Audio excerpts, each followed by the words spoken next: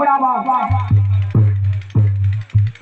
देखा बताओ नहीं, भारत भूषण या भूषण है संसार का, भारत भूषण आभूषण है संसार का।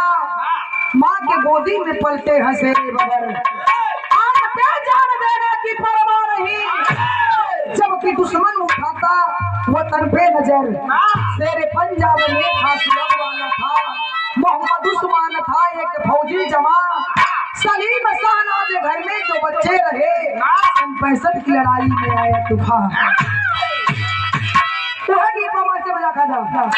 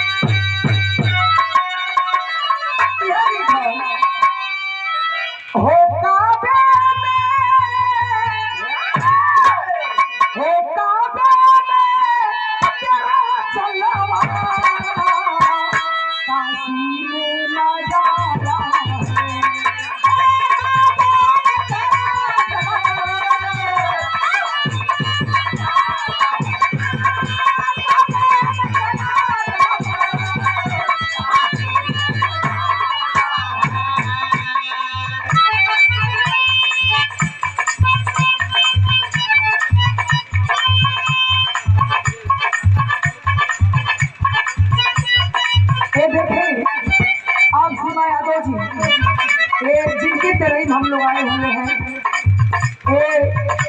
उनकी बहू है। ये आपके घर से 100 रुपये का आशीर्वाद। चलो भैया लोग के नमस्ते सलाम है, कहना है का